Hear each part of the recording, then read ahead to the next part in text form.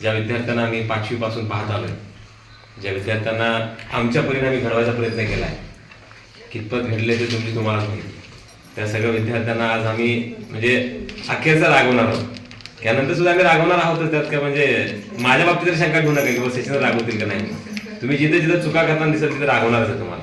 तर आज आनंदाचाही क्षण आहे आणि थोडासा दुःखाचाही क्षण आहे. कारण आमच्या हक्काची लेकरं ज्यांना आम्ही हक्काने एक चांगला आदर्श समाज निर्माण करण्यासाठी प्रयत्न करण्यासाठी त्यांना आम्ही जे आमच्या परीने शक्य आहे ते मार्गदर्शन आम्ही करायचा प्रयत्न केला, ते त्या सर्व विद्यार्थ्यांनी घेतला. आज 5वी पासून म्हणलं तर मला सर्वांची नावं पाठ आहेत, काही विद्यार्थ्यांचे स्वभाव पाठ आहेत. वाटत होतं की बाबा ही आणखीन म्हणजे कुठंतरी आता ह्या आजच्या दिवसात असं वाटायला लागलं की आणखीन कुठंतरी आम्ही कमी पडलो. कारण तुमच्यामध्ये जी चमक होती, तुमच्यामध्ये जी धमक होती, ती धमक आजही अजून थोडीशी निखारली पाहिजे होती. आज मला वाटलं होतं की माझे हे विद्यार्थी कमीत कमी 4-5 तरी बोलतील, पण तुम्ही बोलू शकला नाहीत. बोलू शकला नाहीत म्हणजे काय, तुम्ही ते म्हणजे आहे तुमच्यामध्ये ते कौशल्य, पण तुम्ही जाऊ दे काय चालतंय ना चालतं असं करा. तुम्ही तसं करू नका. तर आज आपल्या शाळेमधील 10वीच्या विद्यार्थ्यांचा निरोप समारंभ आहे. वास्तविक पाहता हा निरोप समारंभ काल होणार होता, सोमवारचा, परंतु आज काही कारणामुळे आज होत आहे. आजचा दिवसही चांगला आहे. क्रांतीवीर लहुजी साळवे यांची पुण्यतिथी आहे आणि आपण सगळ्यात जे मानतो अमावस्या पण आहे आज. तर त्यानिमित्त आपण आपल्या प्रशालेमध्ये ह्या विद्यार्थ्यांना निरोप समारंभ ठेवला. काल मी आणि मुंडे सर चप्पळगावला गेलो होतो. चप्पळगावला मीटिंग होती तुमची म्हणजे परीक्षा कशा होणार आहेत. गेल्या वर्षी आम्ही जेव्हा गेलो होतो तेव्हा आम्हाला सांगण्यात आलं होतं की तुमचे मोबाईल चालू राहतील आणि तुमच्या मोबाईलमधून मग विद्यार्थ्यांचं आज जसं तुम्ही शूटिंग करताय ना तसं ते विद्यार्थी परीक्षा लिहित बसले आणि ते शूटिंग होत राहील. काल आम्हाला नवीन बातमी कळाली की सर म्हणले यावेळेस तुमचे मोबाईल बंद राहतील आणि प्रत्येक वर्गामध्ये आम्ही सीसीटीव्ही लावलेले आहेत. म्हणजे आपल्या शाळेच्या कॅम्पसमध्ये आपण जसं सीसीटीव्ही मध्ये आहोत तसं सीसीटीव्ही चालू लावण्यात आलेले आहेत. आणि शिक्षकांनी एवढी सूचना आहे की तुम्ही एका ठिकाणी थांबला तर एकाच ठिकाणी थांबायचं. एखाद्या विद्यार्थ्याकडे तुम्ही 1 सेकंदाच्या किंवा 1 मिनिटाच्या पुढे जर थांबलात तर तुम्हाला वरून कलेक्टर ऑफिस मधून तुम्हाला मेसेज येणार आहे की तुम्ही त्या विद्यार्थ्याकडे किती वेळ का थांबला होता. म्हणजे आपल्या त्या वर्गातल्या सीसीटीव्हीचा ऍक्सेस जो आहे तो डायरेक्ट कलेक्टरला देण्यात आलेला आहे.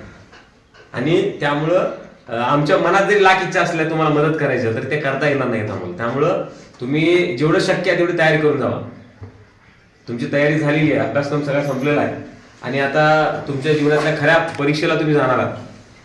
ही परीक्षा छोटीशी परीक्षा असणार आहे तुमची. याच्यामध्ये तुम्हाला काही जास्त नाही, फक्त वर्षभरामध्ये जे काही आपल्या सर्व शिक्षकांनी शिकवलेलं तुम्हाला ते तुम्हाला ते 3 तासामध्ये लिहायचं आहे. आणि मला खात्री आहे की तुम्ही 3 तास एका ठिकाणी बसून लिहू शकाल. प्रॅक्टिस झाली असेल ना तुमची, सराव पेपर घेतले होते आपण.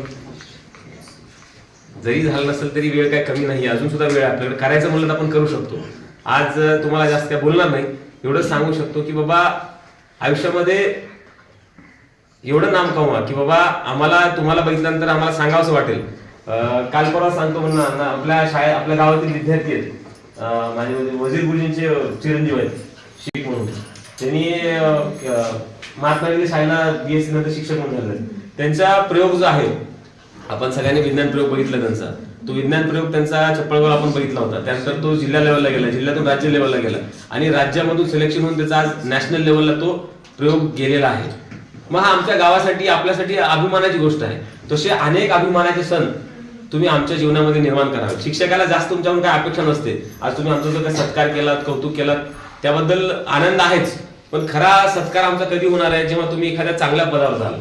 समाजामध्ये गेल्यानंतर जेव्हा आम्हाला तुमच्या कॉलेजमधून फोन येईल की बाबा सर तुमच्या शाळेतले विद्यार्थी गुणवंत आहेत, खरंच चांगले आहेत, असे फोन आम्हाला आजही येतात. तुमच्या अगोदरची 2 बॅच होत्या त्या बॅचमधून म्हणजे आपले जे पॉलिटेक्निक गेलेले मुलं मुली आहेत त्या शाळेतून आजही आम्हाला फोन येतो, सर तुमच्या कॉलेजची म्हणजे शाळेची क्वालिटी चांगली आहे. आणि क्वालिटी बद्दल बोलायचं मुलांना काल परवा आपलं गॅदरिंग खेडी कॉलेजमधून फोन येतात. आणि आता काल परवा आपण जे गॅदरिंग केलं ना, गॅदरिंग मध्ये आपण जे काही नृत्य केलं त्याची क्वालिटी आणि क्वांटिटी अख्ख्या जगाला कळलेली आहे. मिलियन्स मध्ये व्ह्यू गेलेले त्यांना. आणि म्हणजे समाजाची बाब ही आहे याच्यामध्ये की आपण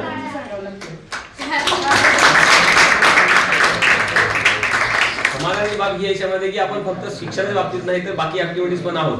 पण थोडासा व्ह्यूज मिळतायत किंवा मग आपल्याला आपण म्हणजे युट्यूबवर आलो म्हणून आपण त्याच गोष्टी जर करत बसलो तर ते धोक्याच होईल.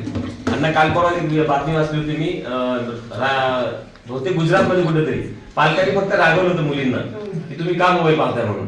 तर त्या तिन्ही मुलींनी 16 मजला ते राहत होते. ते तिन्ही मुलींनी एक चिठ्ठी लिहून ठेवली की आम्ही म्हणजे आमचं दुःख आम्हाला माहिती, तुम्हाला जर पाहिजे असेल तर या डायरीमध्ये वाचा. आणि ते तिन्ही बहिणींनी आत्महत्या केली. तिन्ही बहिणी उड्या मारल्या. काय वडिलांचं काय चुकलं का त्याच्यामध्ये? काय नाही, फक्त एवढंच म्हणलं होतं की बाबा मोबाईल कमी वापरतो.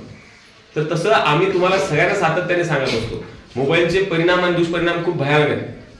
तुम्हाला वाटत असेल का त्याचे सर काय फिरून फिरून ते मोबाईल बोलतात रागवतात, तर आमचा उद्देश हेच आहे. मोबाईलमध्ये आता सध्या एवढी भयानक टेक्नॉलॉजी आलेली आहे की तुम्हाला त्याचं म्हणजे कल्पना करू शकत नाही. आज सध्या तुम्हाला एक सांगायचं उदाहरण म्हणलं तुम्हाला, तर आज इथं अण्णांच्या बाजूला आपण मोदीला आणून बसू शकतो, असा व्हिडिओ तयार करू शकतो. एआयच्या माध्यमातून इतका मोठा धोका वाढलेला आहे. आणि समाजामध्ये म्हणजे तुम्हाला सांगायचा उद्देश असा आहे माझा की बाबा नव्याची कास धरा तुम्ही. आता तुमच्याकडे फक्त 10वी 12वी असून चालणार नाही किंवा डिग्री असून चालणार नाही, तर तुम्हाला त्याच्यासोबत लेटेस्ट मध्ये अपडेट होणं गरजेचं आहे. जे लेटेस्ट व्हर्जन्स आहेत ते तुम्हाला माहित असणं गरजेचं आहे. फक्त मी 10वी 12वी करून चांगलं काहीतरी करतो असं जमणार नाहीये. एक्स्ट्रा कौशल्य काहीतरी पाहिजे. कारण काल परवा आपल्या सोलापूर जिल्ह्यामध्ये सुद्धा पोलीस भरती झाली. पोलीस भरतीमध्ये जवळपास 10-15 MBA झाले मुलं आले होते. MBA BE झालेले मुलं आले होते. म्हणजे कॉम्पिटिशन इतकं वाढलं. एक साधा हवालदारचं पद, त्यासाठी इंजिनिअरिंगचे 4-4 वर्ष, ज्याच्यामध्ये लाख 2-2 लाख वर्षाची फीज आहे, ती फीज भरलेली मुलं आले. म्हणजे कॉम्पिटिशन किती वाढलेलं आहे. त्यामुळं तुम्ही चांगल्या पद्धतीने वागा, चांगल्या पद्धतीने शिक्षण घ्या आणि जे जे शक्य आहे नव्याची कास धरा, पण जुनं सोडू नका. नवीन आलं म्हणून जुन्याला सोडणं चुकतं आपलं. आपली जी संस्कृती, आपली जी रीत आहे, आपली जी परंपरा आहे, त्याला विसरून चालणार नाही. शिक्षणही घ्यायचं आणि त्यासोबत आपण आपलं जे काही करिअर आहे तेही घ्यायचं. एक जातात एक छोटासा विनोद सांगतो मी. लहान मुलं म्हणजे मुलं होती, काही मुलं पाठीमागे बसत असतात. मग ते पाठीमागच्या मुलांना म्हणतो, मुलींना पण म्हणतो मी, काय मुलं अशा स्थितीत पाठीमागे बसत असतात, त्यांना आवड असते पाठीमागे बघायची. मग त्यांनी काय केलं, मी एकदा सांगितलं त्यांना की बाबा असं पाठीमाग किती दिवस बसणार, तर पुढे बसत जा, चांगला हुशार मुलामध्ये बसत जा. मग त्यांनी ऐकले. मग ऐकून तो मुलगा जो पाठीमागे बसत होता तो पुढे बसायला लागला. मग नंतर मी विचारलं, आता ते नंतर विचारलं, सर काय झालं, काय कसं म्हणलं, मी पहिले पाठीमागे बसत होतो, मला काय येत नव्हतं, आता मी पुढे बसायला लागलो तर ह्या नवीन मुलांना सुद्धा काय यायला लागलं. ह्या नवीन मुलांना सुद्धा मी माझ्यासारखं केलंय, असं त्या मुलाचं म्हणणं होतं. आपण तसं करायचं नाहीये. आपण आपल्यासोबत जे जे चांगलं आहे ते द्यायचं आणि दुसऱ्यांकडून सुद्धा चांगलंच घ्यायचं. पुन्हा एकदा तुम्हाला तुमच्या ह्या नवीन आयुष्यासाठी खूप खूप शुभेच्छा. असंच आनंदी व्हा आणि भरपूर असं यश तुम्ही कमवा, इतकी तुम्हाला शुभेच्छा देतो.